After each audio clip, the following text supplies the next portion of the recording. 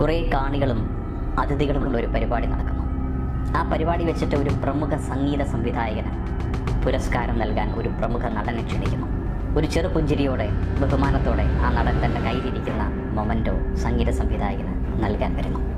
എന്നാൽ അങ്ങനെ ഒരു വ്യക്തി അവിടെ എക്സിസ്റ്റ് ചെയ്യുന്നില്ല എന്ന രീതിയിൽ സംഗീത സംവിധായകൻ ആ മൊമൻറ്റോ തൻ്റെ കയ്യിൽ നിന്നും വാങ്ങി അതേ വേദിയിൽ വെച്ച് തന്നെ അദ്ദേഹത്തിന് ഇഷ്ടപ്പെട്ട മറ്റൊരാളുടെ കയ്യിൽ നിന്ന് ബഹുമാനപൂർവ്വം ഏറ്റുവാങ്ങുന്നു. താൻ അപമാനിക്കപ്പെട്ടിട്ടും ഒന്നും പറയാതെ ഒരു പുഞ്ചിരിയോടെ ആ നടൻ തിരികെ സ്വന്തം ചെയറിൽ പോയിരിക്കുന്നു.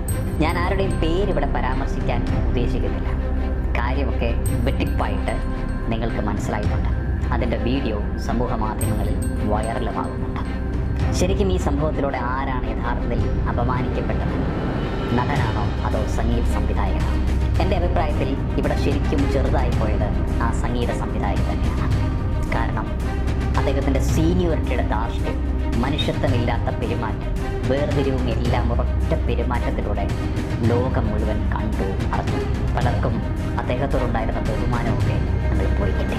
നേരെ മറിച്ച് അതിനോട് വളരെ പക്വതയോടെ പ്രതികരിച്ച നടൻ ജനങ്ങൾക്ക് മുമ്പിൽ പ്രിയങ്കരനാകുകയും ഹീറോ ആകുകയും ചെയ്തു.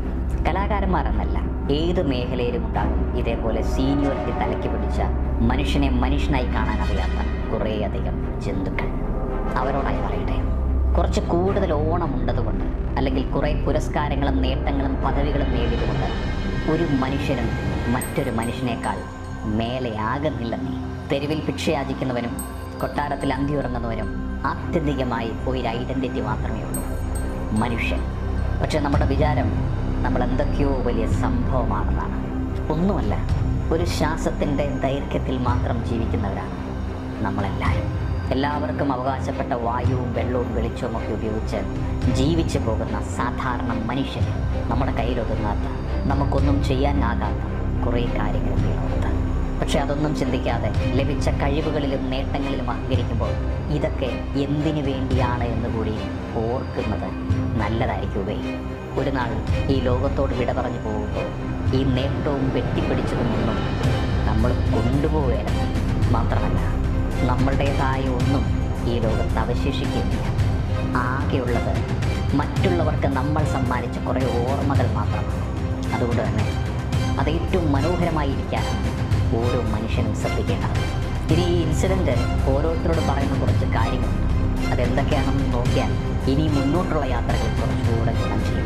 ഒന്നാമത്തെ കാര്യം, ഒരു മനുഷ്യന് മറ്റുള്ളവരിൽ നിന്ന് സ്നേഹവും ആദരവും ബഹുമാനവും ഒക്കെ നേടിയെടുക്കാൻ ഒരുപാട് സമയം ആവശ്യമായി വരും.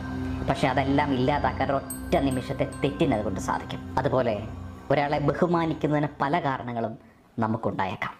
പക്ഷെ ഒരാളെ വെറുക്കാൻ ഒരൊറ്റ കാരണം മാത്രം മതിയാകും. അത് മിക്കപ്പോഴും അയാളുടെ പെരുമാറ്റം തന്നെയാണ്. എത്ര കാലം കൊണ്ട് നേടിയെടുത്ത ഇമേജും ഒരൊറ്റ നിമിഷം കൊണ്ട് ഇല്ലാതാകും. അതുകൊണ്ട് നമ്മുടെ ഓരോ പ്രവൃത്തിയും വളരെയധികം ശ്രദ്ധിച്ചു വേണം. രണ്ടാമത്തെ കാര്യം, ആരെയും വില കുറച്ച് കാണരുത് എന്നതാണ്. ഒരാളും വലിയവനോ ചെറിയവനോ അല്ല. എല്ലാവർക്കും അവരുടേതായ കഴിവുകളും ഗുണങ്ങളും കുറവുകളും ഒക്കെ ഉണ്ടെന്നേ. അതുകൊണ്ട് തന്നെ കഴിവിൻ്റെ പേരിലോ മറ്റെന്തെങ്കിലും കാരണത്തിൻ്റെ പേരിലോ മനുഷ്യനെ വേർതിരിച്ച് കാണാതിരിക്കുക. മൂന്നാമത്തെ കാര്യം, നിസ്സാരമെന്ന് നമുക്ക് തോന്നുന്ന ചെറിയ ചെറിയ കാര്യങ്ങൾ പോലും ജീവിതത്തിലെ വലിയ വലിയ മാറ്റങ്ങൾക്ക് വഴിവെക്കും. അതുകൊണ്ട് ഒന്നിനെയും നിസ്സാരമായി കാണേണ്ട കാര്യമില്ല. നമ്മുടെ ഓരോ പ്രവൃത്തിയും ഒരുപാട് ശ്രദ്ധിച്ചു വേണം. കാരണം അതിൻ്റെ റിസൾട്ട് വലുതായിരിക്കും. നാലാമത്തെ കാര്യം, ജീവിതത്തിലെ ഏറ്റവും മികച്ച സാഹചര്യങ്ങളിലും സിംപ്ലിസിറ്റിയും എളിമയും വളരെ ഇമ്പോർട്ടൻ്റ് ആണ്. അല്ലെങ്കിൽ നേടിയതെല്ലാം നിഷ്ഫലമായി പോകുന്നേ. ഗിവ് ആൻഡ് ടേക്ക് റെസ്പെക്റ്റ് എന്ന് പറയുന്നത് വെറുതെ അല്ല. നിങ്ങൾ ഒരാളെ ബഹുമാനിച്ചാൽ മാത്രമേ നിങ്ങളെയും ആളുകൾ ബഹുമാനിക്കൂ. അതുകൊണ്ട് മറ്റുള്ളവർ നിങ്ങളോട് എങ്ങനെ ബിഹേവ് ചെയ്യണമെന്ന് നിങ്ങൾ ആഗ്രഹിക്കുന്നതോ അതുപോലെ മറ്റുള്ളവരോട് നിങ്ങൾ ബിഹേവ് ചെയ്യാം. ഇനി ഞാൻ പറയാൻ പോകുന്ന അഞ്ചാമത്തെ കാര്യമാണ് ഏറ്റവും പ്രധാനം. അതായത് മറ്റുള്ളവർ നിങ്ങളോട് എങ്ങനെ വേണമെങ്കിൽ ബിഹേവ് ചെയ്യും. അതിനോട് നിങ്ങളുടെ പ്രതികരണമാണ് നിങ്ങളെ വലിയവനും ചെറിയവനാക്കുന്നത്. ഈ ഇൻസിഡൻറ്റിൽ തന്നെ നോക്കിയാൽ ആ വേദിയിൽ വെച്ച് മറ്റൊരാൾ എന്നെ ഡിസ്റെസ്പെക്റ്റ് ചെയ്തപ്പോഴും ഒരു പുഞ്ചിരിയോടെ വളരെ സൗമ്യമായി അതിനോട് പ്രതികരിച്ച ആ നടൻ തൻ്റെ പ്രവൃത്തിയിലൂടെ വലിയവനായി മാറുകയാണ് ചെയ്തത്. ഇതൊക്കെ ഒരു പാഠമാണ്. ജീവിതയാത്രകൾ കൊണ്ടും അനുഭവങ്ങൾ കൊണ്ടും മനുഷ്യൻ കാണേണ്ടതും കണ്ടെത്തേണ്ടതുമായ കാര്യം. അതുപോലെയാണ് ജീവിതത്തിലെ പല സാഹചര്യങ്ങളും ഉണ്ടാകുന്നത്. നമുക്ക് മറ്റുള്ളവരുടെ പ്രവൃത്തികളെയും പെരുമാറ്റങ്ങളെയും പലപ്പോഴും നിയന്ത്രിക്കാൻ സാധിച്ചു വരില്ല. അതുപോലെ പല സാഹചര്യങ്ങളും നമുക്ക് ഫേവറബിളായി സംഭവിക്കണമെന്ന് ഒരു നിർബന്ധവുമില്ല. എന്നാൽ നമ്മുടെ പ്രതികരണമാണ് അവിടെ ഒരു ഡിഫറൻസ് ഉണ്ടാക്കുന്നത്. അതുകൊണ്ട് തന്നെ നിങ്ങൾക്ക് കൺട്രോൾ ചെയ്യാൻ സാധിക്കാത്ത കാര്യങ്ങളെക്കുറിച്ച് ചിന്തിക്കാതെ നിങ്ങളുടെ കൺട്രോളിലുള്ള കാര്യങ്ങളെക്കുറിച്ച് മാത്രം ചിന്തിക്കുക. ആ നടനോട് എനിക്ക് പറയാനുള്ളത് ഒന്നേ ഉള്ളൂ, നിങ്ങൾ ഒന്നുകൊണ്ടും വിഷമിക്കേണ്ട. കാര്യം നിങ്ങൾ പകരം അഭിമാനിക്കുക. കാരണം വളരെ മാന്യമായ നിങ്ങളുടെ പ്രതികരണം നിങ്ങളെ കൂടുതൽ മികച്ച വ്യക്തിയാക്കുന്നുണ്ട് കേട്ടോ. അപമാനിതനായത് നിങ്ങളല്ല, മറ്റൊരു വ്യക്തിയാണ്. നിങ്ങളുടെ കഴിവ് കൊണ്ടും പ്രയത്നം കൊണ്ടും ഉയർന്നുള്ള നിങ്ങളുടെ കഴിവിൽ നിങ്ങൾക്ക് വിശ്വാസമുള്ളിടത്തോളം കാലം ഒന്നിനും നിങ്ങളെ തോൽപ്പിക്കാനാവില്ല.